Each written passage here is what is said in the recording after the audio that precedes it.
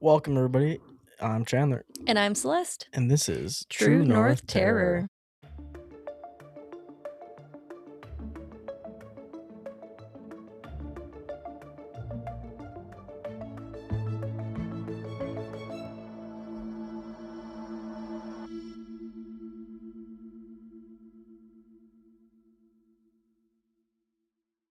Ooh, spooky. Welcome back. Welcome back. Another week, another episode. Another day, another grind. Yeah. I was pleasantly surprised to see how many people actually enjoyed the plane crash episode. Yeah, holy smokies, I that was a big very one? shocked. So I guess we'll have to do... Oh, I have another one that I wanted to do before... I was researching that one, and then I found the Wapiti one, and I was like, oh, this is cool too. So there'll be another one coming faux show. Hell yeah. It's nice to get away from the murder of it all every once in a while. Yeah, it really is. Not that plane crashes are much more... Casualty free. Yeah. They sure aren't. It's just a little less like, wow, people suck, you know? Yeah. That was a very much like, wow, people are great. That was a very uplifting episode. Heartwarming. Definitely. What was his name again? I don't remember. MVP? I don't remember already. Was it Joe? Mm-mm. No. Prison Boy. Prison MVP. Boy. Yeah. MVP prison guy. Convict was the MVP. I was just telling Chandler I had two things I wanted to talk about, and then I forgot one of them, so maybe I'll remember later. But I wanted to give a call out, not shout out, to my girl Sarah at work. Sarah is going to be a lesson for us all because I got to work. She worked at 6 a.m. I worked at 8. I got there and she looked shook, and I was like, what's going on? She's like, I did something really stupid this morning. And I'm thinking like, oh my God, what did you do? Like, what did you break? And then she's like, I picked up someone on my way to work. It's like, what? You dum-dum? So what happened was, it was a bit of a snowy day, and I guess this guy was taking an Uber to work, and then the Uber got stuck in the ditch. Oh no. And she stopped at like 5:30 in the morning on a not popular road. It's like the Sambo location. Oh, holy shit. And she's coming from out of the city. And so she stopped and she's like, hey, do you need help? And the Uber guy's like, no, I have someone coming to help me. And then his passenger's like, oh, but like, could you drive me to work? And Sarah is so sweet, bless her heart, but she knew it was wrong. When she's like, but I didn't want to be rude and I didn't want to seem mean.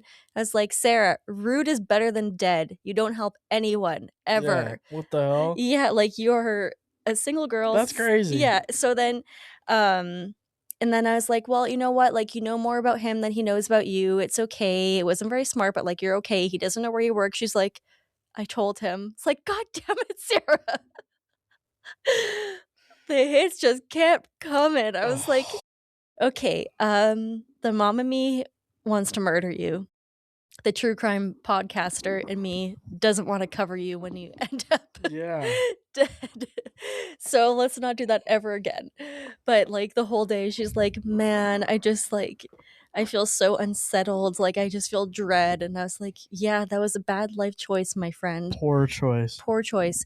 It ended up well for her. I mean, so far he hasn't showed up to abduct her from work yet. But I think it's really awkward, like, especially, and I feel like our generation is doing better, and even our parents' generation is doing better at not telling girls, like, you have to be polite. Yeah. You know, like, and I just think for me, I'm going to raise the girls to be like, you do not help anyone. Yeah. You do not roll down your window. You do not ask if someone needs a ride. Like, you do not help anyone. Because think of freaking Ted Bundy would literally fake having a broken arm or broken leg or whatever. Yeah. And then he'd be like, oh, can you help me put this into my trunk? And then he'd put them into the trunk. Whack. Yeah, like, Yeah, no. people are fucked up. You don't owe anything to anyone. No, if I have daughters, I'll raise them the same. Yeah. Like, it's just...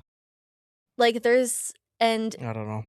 the other thing that I've started already talking to Blake about is, like, if someone tries to like, if you're out and someone tries to take you or grab you, you act like a fucking feral person. Yeah. You act completely unhinged. You claw, you bite, you scream, you kick, you do whatever, so that they're like, "Holy, this is not worth it." No. Like, you go for it. So, yeah, don't be Sarah. Yeah, that Don't be Sarah. Sarah, you're so sweet and so kind, nice but thing to do, but, like, you gotta be careful. yeah, you have to be so, so, so You never know. careful. You Yeah. never know. No, you don't. People people are awful. There's no shortage of awful people. We That's have crazy. we have one to speak about today. That's Yeah, called a segue. that was a good one. Schmooth. That was very smooth.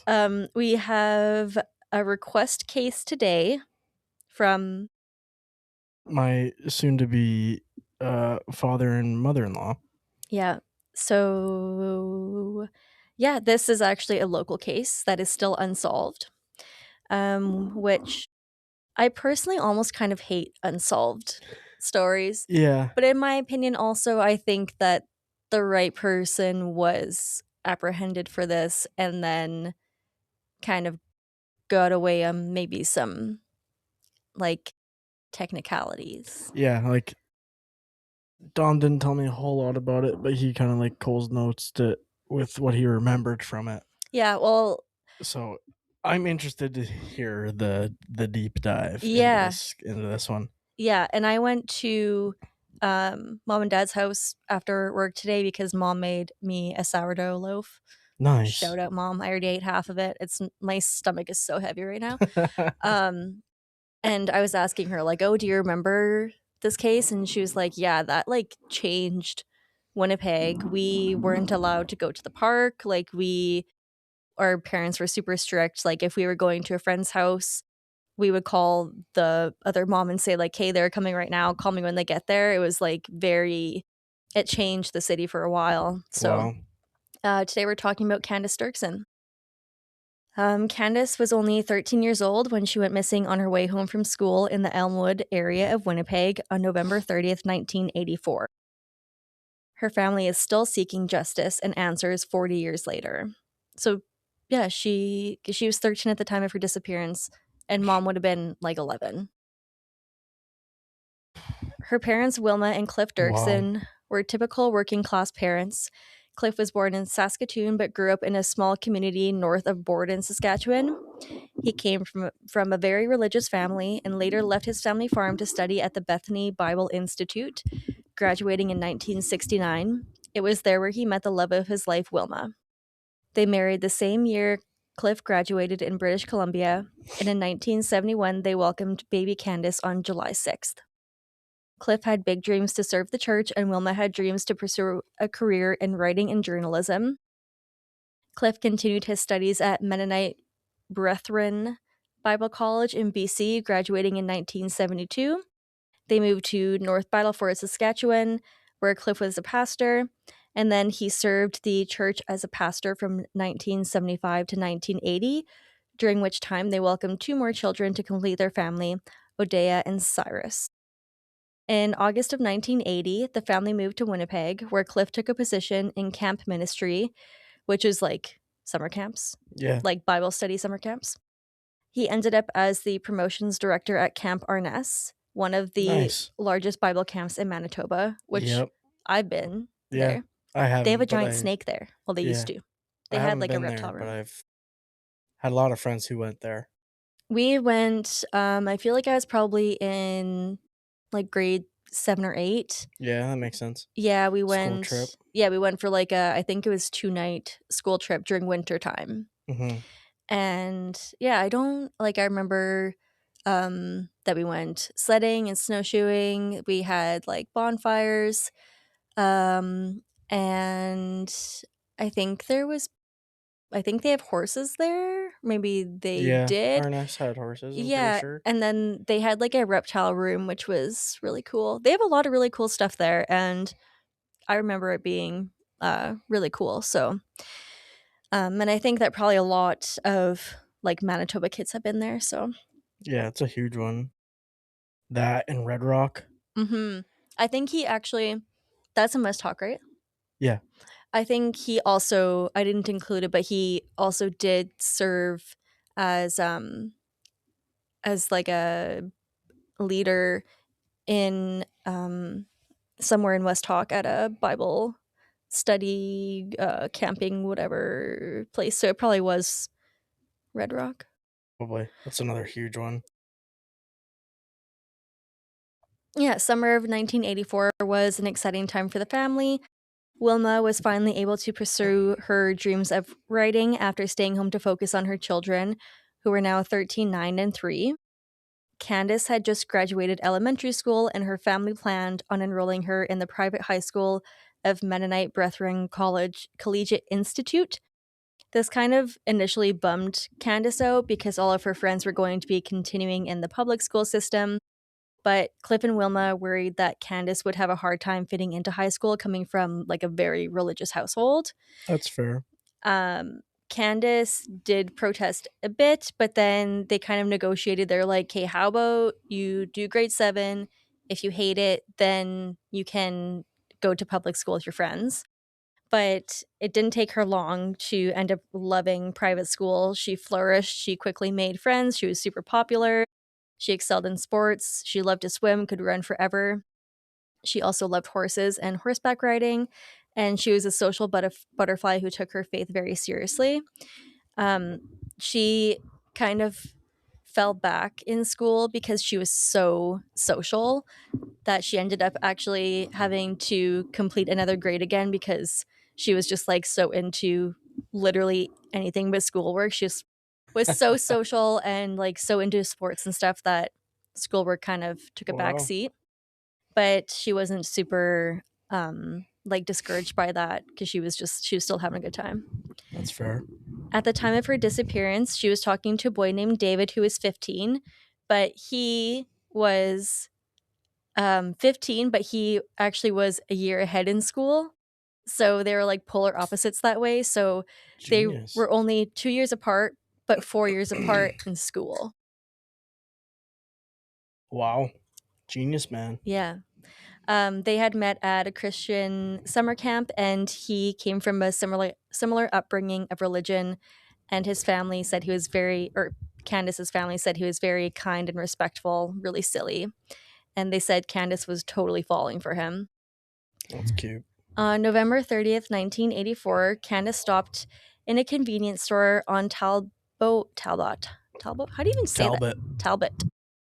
Like, I live here, but Cable. I actually couldn't even tell you where that is because I don't know where On anything Talbot? is. Well, that's Elmwood. Where's Talbot? Like, I feel like that's a Maine. Like, we live here. Yeah.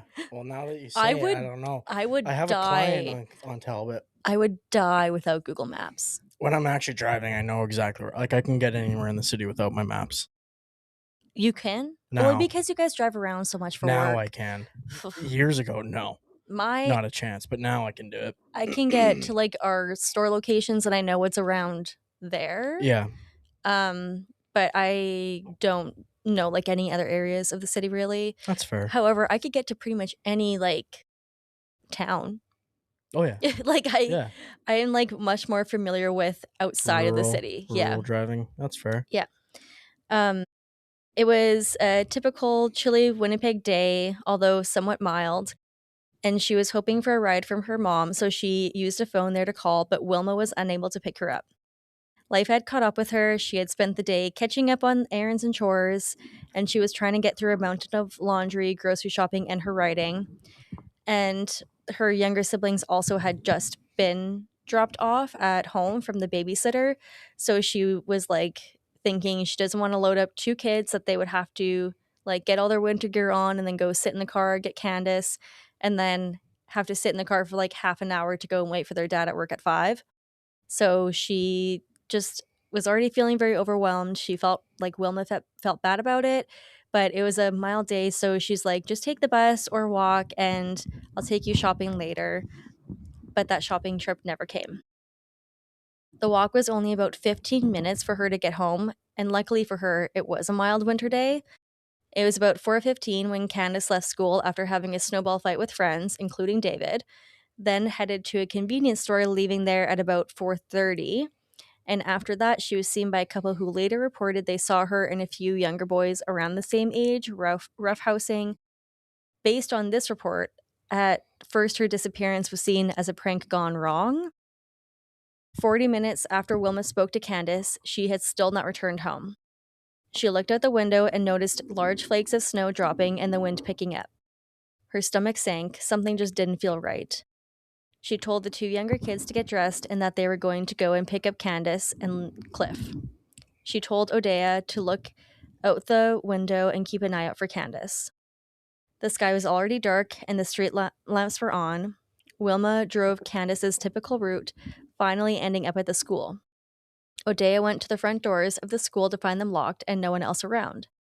Wilma hurried to Cliff's work and told him that she couldn't find Candace. He hopped in the car and they continued to drive around looking for her.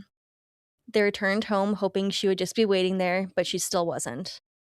Cliff went back out to look for Candace, while Wilma stayed home with the younger siblings, watching the door, praying for Candace to walk through it. Wilma started calling Candace's friends. She searched her room and found all the money that she had been saving. And about 10 p.m., after searching and calling everyone they could think of, they called the police to report Candace missing. She was a very responsible young teenager who respected her parents and wouldn't just not come home. Police tried to calm the parents' nerves, thinking maybe she was just being rebellious, but after learning more about Candace and her family, local police began searching for her on the following Monday, sparking one of the largest searches in Winnipeg's history. Which also, even if she is being rebellious, she's fucking 13. Like, In the middle of winter, go go fucking out and find look. her. Go out and look. Like, go. Shit, probably a runaway. I think when it comes to missing people, especially children, wouldn't you rather overreact and be like, oh, yeah, she's fine. But we did our job. Yeah, Instead 10,000%. of not react and then find out that she has met foul play and you could have found her. Because we do find that she, like the way that she died, if she had been found, she would not have passed. Jesus. Initially, police expected that Candace would return home after the weekend, but she never did, despite having plans with one of her best friends to have a sleepover. Which, like, when you're 13 and you have a plan to sleep over with your bestie, you're not skipping. That's a big deal. Yeah, you're not skipping. They took a whole fucking weekend? Yeah, pretty much. Like, her family and community members were out right away. Okay. The cops weren't helping them until Monday? But yeah, like the police didn't start to actively search until the weekend was over. Wow. And I think because, like I said, they were expecting her to just come home after the weekend. But I mean, like, bad. Just talking about Candace, like she literally told her mom, like, yeah, I'm on my way home. See you soon. And then she didn't come home. No, that's not good.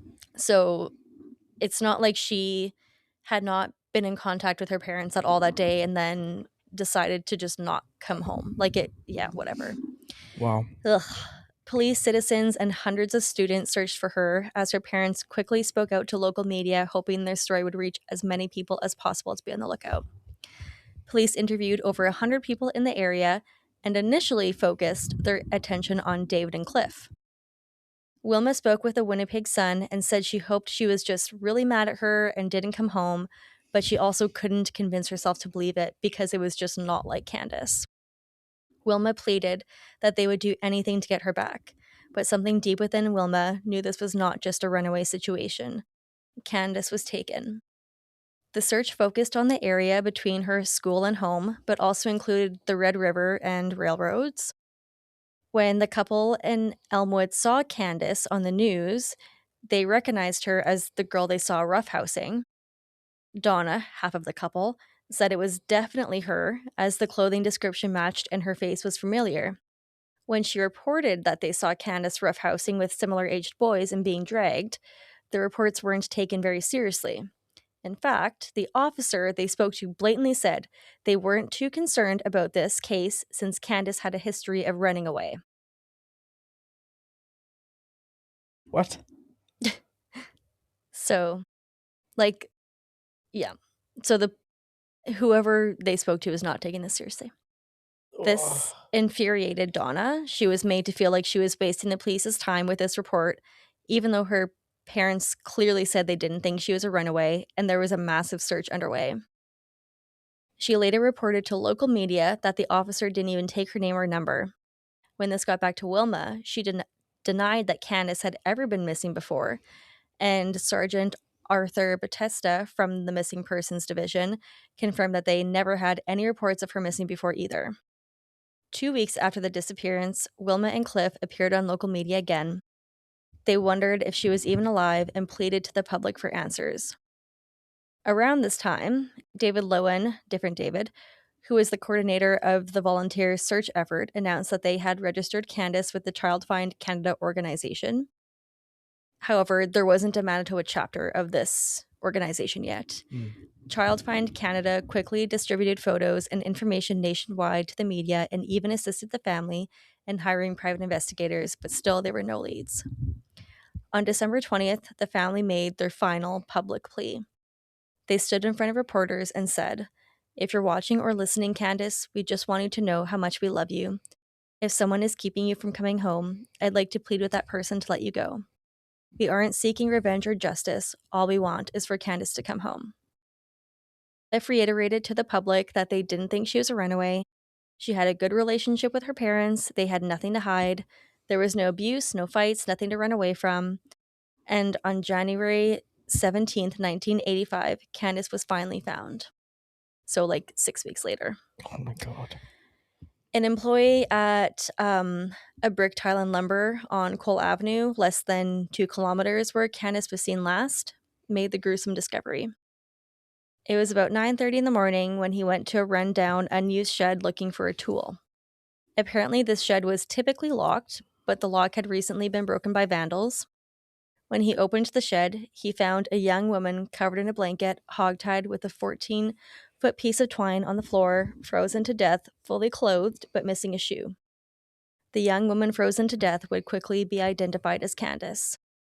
This shed was only 500 meters from her home. So, like, within the search area. My jaw's on the floor. When officers arrived on scene, they described her as frozen stiff, covered with basically like just a layer of frost. Since she had disappeared, the temperature had dropped to as low as -30, and the shed was not insulated. It only would have protected her from the wind, but not the relentless cold. This shed had been overlooked during the searches because it was unused, but to me, that's all the more reason to search it. Yeah, what the fuck? Yeah, it's Oh. unused. It's an empty shed. Why wouldn't you Why look there? wouldn't you open it? Yeah. Like, even if, That's terrible. like, say she didn't meet foul play, if she, like, yeah, it was a mild day, but if for some reason she, like, became disoriented in the kind of, like, storm that was brewing and was seeking shelter, like, why wouldn't I just don't Yeah. get, like, that just seems like an obvious place to look, but police were careful what to share with the public. At first, they did not confirm that she was found bound or how she died, but they did confirm they were treating the case as a homicide, but with no leads. Of course, the logical place to start was with the employees of the business where she was found, but despite interviews, they weren't able to come up with any suspects from that list. 2 days after Candace was found, her family issued a public statement. Her father, Cliff, said, "We would like to know who the person or persons are so we could share, hopefully, a love that seems to be missing in these people's lives. I don't believe the person who did this had loving parents or a circle of friends who thought the world of them, or they wouldn't have done a deed like this." Which, Cliff, you're a bigger person than me, Yeah. because I would not be willing to share any love with anyone that did that to my family Yeah. member. I think I'd tell them, I just want to talk. I just Yeah. want to talk. Yeah, I just want to exactly. talk. Yeah, like, I could never have the love or strength to forgive or think that way. All I would want is for them to suffer like my kid did. Yeah. I don't care how shitty your life was or why you did it. You still took my kid away from me. Literally zero excuse. Yeah, Cliff is a. I mean, That's Cliff and Wilma are incredible people because they really like they. Oh gosh, yeah, we'll get to it, but they're just incredible. Wilma also said that she was found within the search area, but she didn't hold any resentment towards the police or the searchers. So just like super forgiving, loving wow. people. Like, I guess it's not really anybody's fault for not checking it, but like, no, what the fuck? It is It is someone's someone's fault. fault. It's who was coordinating it. Like you can't get fucking mad at Joe Schmo, who's Yeah. just here to help, or Cop 123, who are just doing what they're told. Mm-hmm. Coordinators should have been like, if that is even if it's fucking locked, And bust it that wasn't open. because the lock had been broken. Look, Yeah. leave no stone unturned. Yeah. That should have been Not for a 13-year-old girl.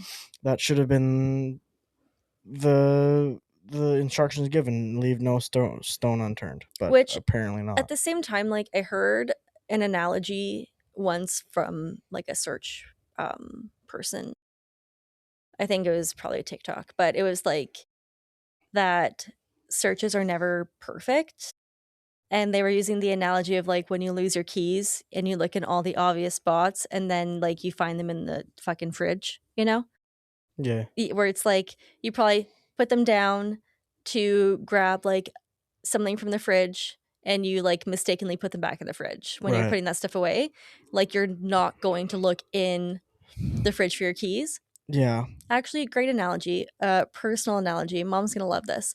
When me and mom and dad went to Fargo for a dog show, we had the camper, and mom was looking everywhere for her wallet and keys, everywhere. And we're like tearing the freaking camper apart, like looking and looking and looking. And then for some reason, I was like, the only place I haven't looked yet, because I was like opening all the drawers, all the cupboards. I look in the cupboard above the microwave, and that's where her wallet was. It's like, Why? what made you put this here? Wow. Coffee But cup? I don't know. Wow. She doesn't know. I don't know. That's No one crazy. knows. But it wasn't her usual spot she put it, No. usually on like the island, right? But yeah, it's like I get it, but I think it just sucks. And the fact that her parents are so forgiving and they don't hold any ill will towards the people that were in charge, I just I think wouldn't. is very big of them. I couldn't. Me I'd be neither. scorched earth. Me neither. On January 20th, an autopsy was performed but failed to reveal a cause of death, but they were working under the assumption that she did die of exposure after being tied up and left in the freezing temperatures. However, they were still awaiting for toxicology reports. On February 4th, is that today? Yeah. No. That's the 5th. Oh, spooky. Jeez. Almost. The medical examiner's findings were released by the Winnipeg police that stated Candace died of hypothermia, which was no surprise to anyone at this point. Like, she Yeah. didn't have any Like, obvious injuries, and it was minus 30. So, a few weeks later, the Winnipeg Sun published an article that Candace was likely the victim of a prank gone wrong, which is like, never I have I ever pulled a prank where I tied someone up, hog tied someone up, and put them in a shed to die. Like, no, can't say I've done crazy that. assumption. Crazy assumption. Like, no. Like, we were stupid and we never tied any of us up. I think the farthest we went was like putting one of the guys in a locker. The farthest I ever went was putting someone in my trunk. Yeah, but like there's a way out of there and that's funny. It There's the was funny. handle. There's the string. You can get out of them, It, or at least in newer cars. my dad are gonna yell at me, but it was like almost 20 years ago, like 15 years ago. 15 years ago, we put one of my friends in the trunk because the car was full, and then we drove to like a random road outside of town and just like opened up the trunk and then just left.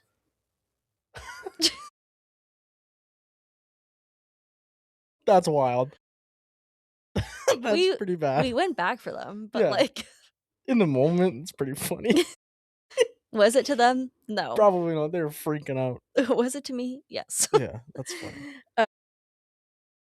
But the on March 12th, the police confirmed that they were operating under the same belief, which is just Why? the police be wild. Why would you tunnel vision yourself into that? Yeah. Like, Um what? Why? Oh, because they came to this conclusion because like based on the report that she was seen roughhousing and being dragged by some boys her age. But like remember that's the report that they didn't actually like take seriously or take down the report like the person's name or number. Yeah. Anyway, so they were still offering a reward of $5,000 for any information. They did want this case solved, despite still having no suspects whatsoever. At the time, the police also stated that she was not drugged, poisoned, or sexually assaulted, which further fueled their suspicion that this was a prank gone wrong, but still someone needed to be held responsible. Yeah. Around this time, Cliff offered to take a polygraph test to take any suspicion off of himself, hoping that they would just focus their attention elsewhere and find answers for him and his family. And he did pass this polygraph and was officially cleared of suspicion. But, like, to be clear, they didn't like, he never did anything that made the police suspect him. Right. Suspect Yeah. him, but they had to clear the family. But some people were kind of like, wow, they're so forgiving and like they Oh. you know Yeah. like it is like I have never seen a family have that response. No. But at the same time, I think he's a pastor.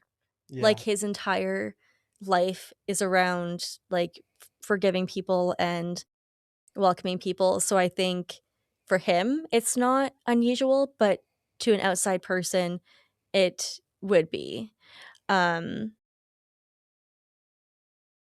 Yeah. Yeah.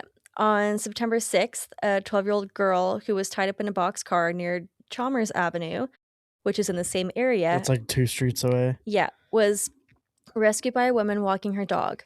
This girl was abducted at around 3:30 while walking home from school. Again, another similarity. She said she was forced into a car by a man in the same area, and after inspecting the knots tied on this girl, they resembled the same type of knots used to bind Candace. It was also discovered that there was a Wrigley gum wrapper on the scene, which was also found at Candace's scene. So they now had a girl the same age abducted in the same area at about the same time of day and tied with the same knots. And there's no such thing as coincidences. No, I don't believe. So all these all these coincidences were too much for the police to ignore. This girl did describe the man who attacked her as a white male in his 20s with dark brown curly hair, wearing a plaid jacket, which anyone who lives in Winnipeg calls a transcona dinner jacket, blue pants, and driving a small light-colored two-door car with dark interior. But despite a description, nothing happens until 2001. But in 1980, something strange did happen.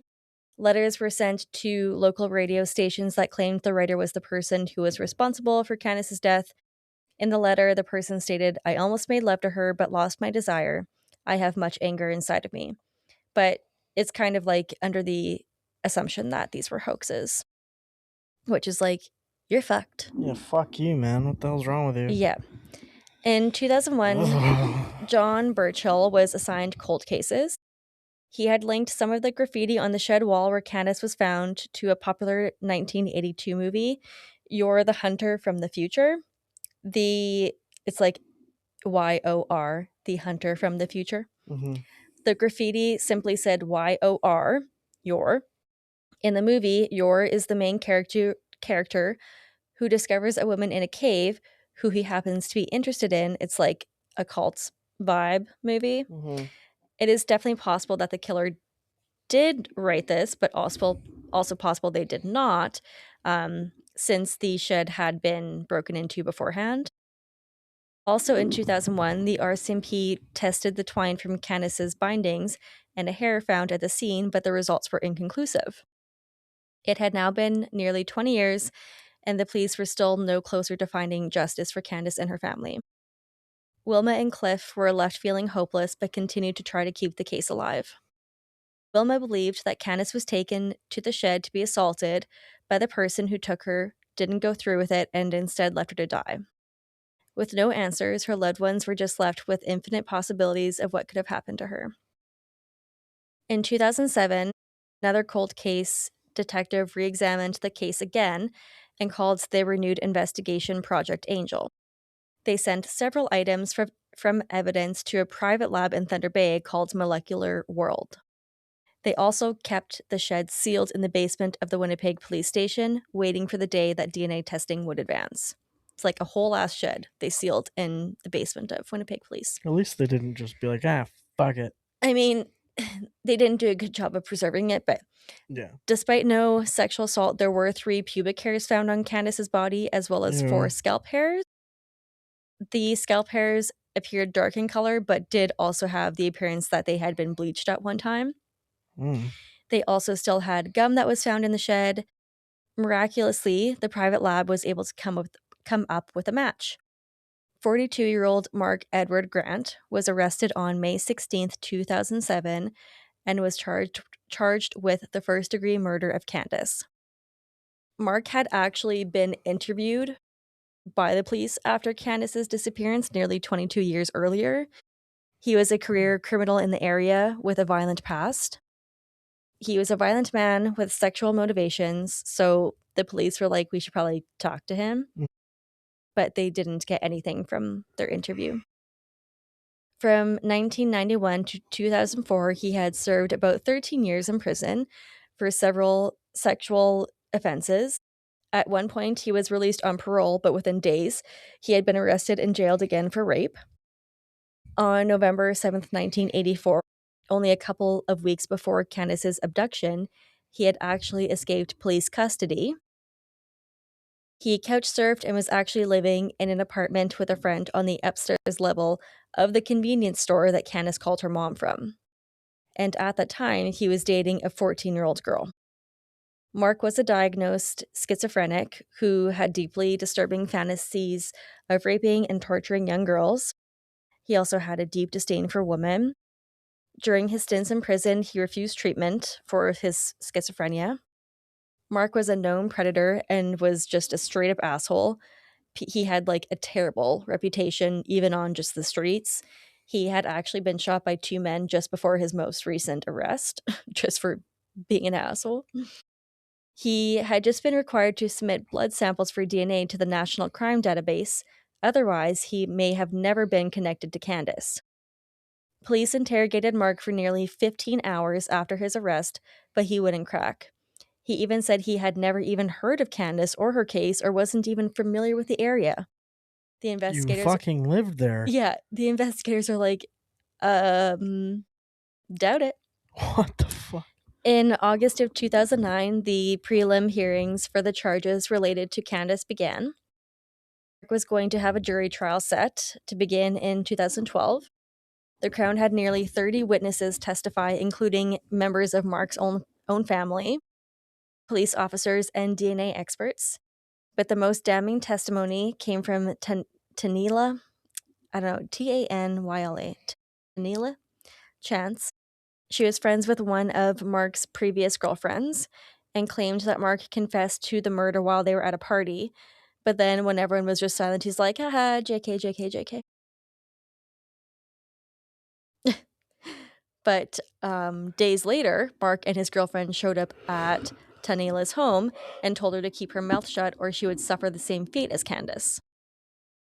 Well, don't be suspicious. Don't be suspicious. Oh, man. So this obviously left her terrified and scared into silence, and she made sure to never encounter Mark again. Despite this insane testimony, DNA was going to have to seal the deal. The Crown explained to the jury that DNA is what got them to Mark in the first place.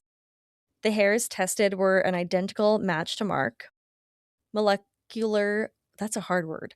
Molecular. Molecular worlds, like that's hard. That is a hard one. Scientists explained the test. The DNA tested was based on mitochondrial DNA that was inherited from the mother. So this meant that Grant or his 6 siblings could all be potential matches. This meant that the sample could not pinpoint to a single person, but it would have to be Grant or one of his siblings since they all shared the same mother. The defense argued that this was not reliable and also questioned why the RCMP lab wasn't able to come to the same conclusion. But, like, they didn't have his DNA on database yet when the RCMP did it. So, unfortunately, the jury also was informed the samples were kept in unsealed boxes, and even the crime scene was not handled with DNA evidence in mind. In 1984, investigators didn't have DNA testing in mind, and preserving it certainly wasn't the forefront of their investigation. This led them to not properly sealing the scene or the evidence collected to ensure there was no cross-contamination. Another DNA scientist was called to testify and informed the jury that the chance of anyone else matching the sample was 1 in 50 million. That's good enough. Yeah. Fucking lock them up. Good enough for me. The jury deliberated for 3 days, and on February 20th, 2011, the jury returned with a guilty verdict of second degree. So, and at this point, Mark was 47 years old. On May 27th, 2011, Mark was sentenced to 25 years without the possibility of parole, but immediately the defense team was working on an appeal focusing on poor science. 2 years later, on October 31st, 2013, Mark was granted a new trial.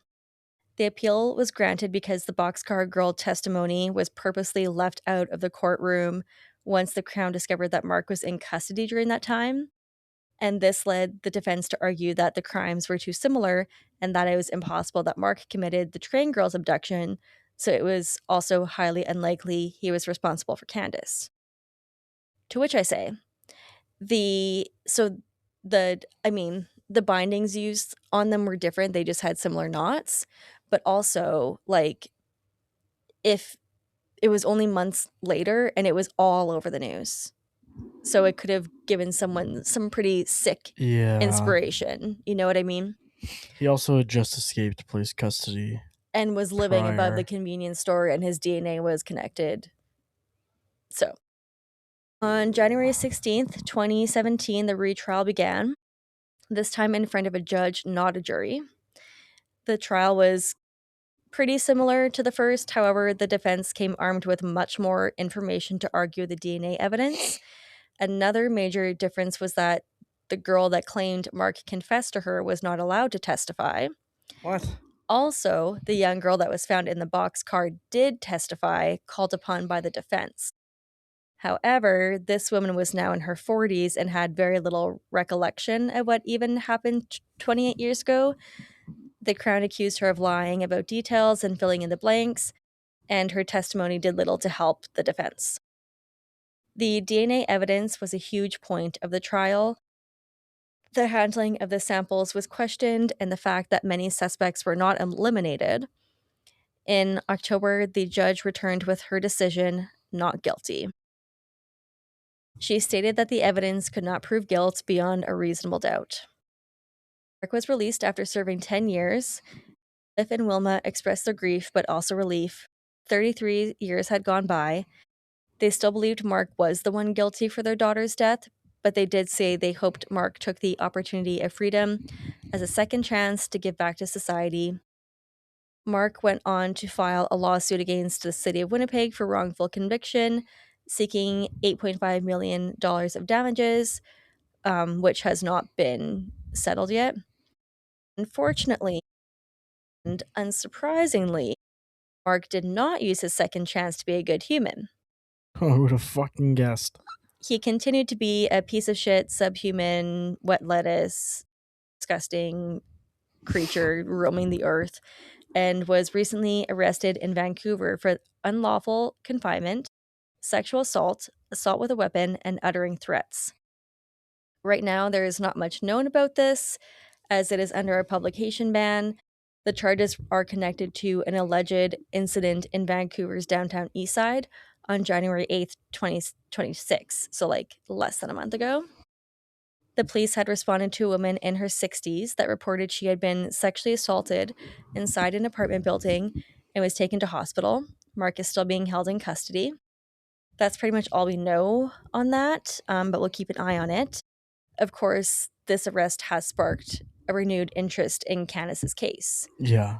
Unlawful confinement. That's tying someone up, isn't it? Well, it could be just like keeping someone against their will. Mm-hmm. Sounds fucking similar. And it's like a 60-year-old woman, you're just going over like after vulnerable people. Yeah, fuck you, man. You piece of shit. Wish those bullets fucking killed you. Fucking garbage. Would have been nice. Or, you know what? Even better. Fucking keep him in prison the first time. Yes. How many fucking times was he in and out? Keep him in there. He doesn't deserve to be on the fucking streets. He couldn't even get through a few days of parole without raping someone. Put him away. No, don't put him away. Throw away the key. Let him rot. Don't bother putting him away. I believe they should all go on a little deserted island together. Round them up. Yeah, and just beat the shit out of each other and do whatever they did to their victims, to each other. You can drop a sun on them. Yeah, and just, live in complete despair. And yeah, that's what I wish for them all. Sorry. Because why the fuck are we paying for them also to be in jail? Fuck. Wilma is now an accomplished author and also works with inmates. She is a celebrated speaker around the world on the practice of forgiveness and trauma. She has written 8 books, most recently The Way of Letting Go, One Woman's Walk Towards Forgiveness, which is where a lot of this came from.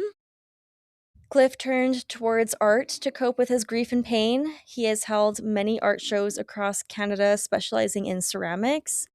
Wilma and Cliff also devoted their lives to establishing a Manitoba chapter of Childfind. They also opened a pool at Camp Arness in honor of Candace. Wilma is an active member in victim advocacy groups. In 2018, Cliff and Wilma opened Candace's House.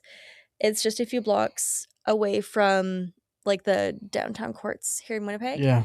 And it's basically a place that's dedicated to offering support and comfort for families navigating the justice system. It offers room for 2 families per day and prioritizes families that are experiencing, like, I think it's very focused around having a safe space for families that are going to court or need support going to court, right. Especially for families of children that they've lost or like violent deaths. And in February of 2022, Cliff was diagnosed with terminal cancer, and only a few months later, he passed away on May 22nd, 2022. And wowzers, those people are much better than I. Stronger people. Yeah, stronger people. And yeah, that's impressive. Like I said, Mom said that this case like really changed the city for a while, especially not knowing who did it.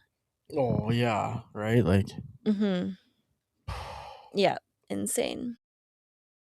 Well, I mean, we know who did it, but I agree. Fuck that guy.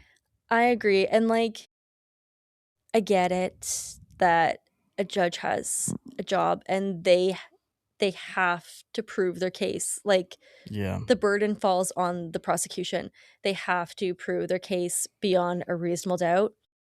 But to me, I just think there's too many coincidences for it to not be coincidences. Yeah. And I understand that a defense lawyer is doing their job. And there are cases where they're the good guys. Not very often in things that we cover that the defense lawyer is defending a stand-up guy. I don't understand how they fucking live with themselves. Like that, those are either very strongly willed people or they have something fucking wrong with them. Because how do you sleep at night? Yeah, I feel like defending someone like that. It'd be really hard because, like, as like what why are you going to be a defense attorney? Like, are you going? Well, it's like the bottom of the bottom, But it's isn't like, it? no, I thought it was like, that's where they make the well, money. it's money, but like that's how you get like state appointed or like province appointed lawyers are all defense lawyers, right? Yeah, like, but that's I also thought, private. Like, you hire a defense lawyer yeah, privately. But to me, it's like, I just wonder why people go into it. Like, are you going into it with the intention of helping innocent people be proven innocent? yeah, Because if that is your intention, then like, how could you go into a case knowing that they're guilty and then trying to get them out? Like, I just feel like like that's how do you go the into a case opposite of fighting tooth and nail the knowing they're opposite of guilty? law. Yeah, Like, it's disgusting. you're a lawyer because you have a passion for law and order, but then you're defending the opposite of law and order. It's just weird to Yeah, me. I don't know. It's weird to me. That's ugh. But yeah, sounds like Candace was really cool. Her family is like insanely kind and probably, Yeah, the last people that this should have happened to. 100%. But yeah, that's that on that. That's awful.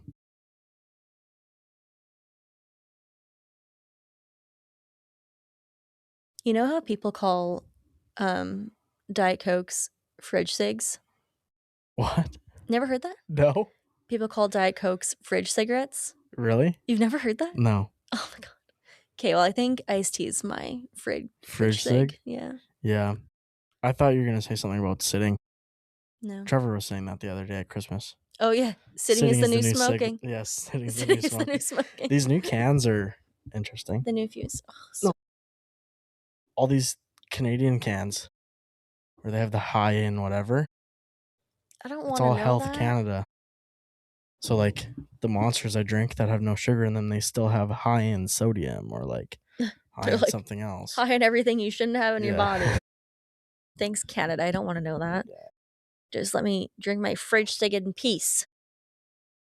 Well, I think that's all. That's it. That's all. That's all. I don't remember what my other thing was I was going to talk about, so No, we'll find out later, and we'll talk about it on the next one. exactly. We'll see you next week. Stay spooky, True Northers. Terror is closer than you think. Indeed. Bye-bye. Stop.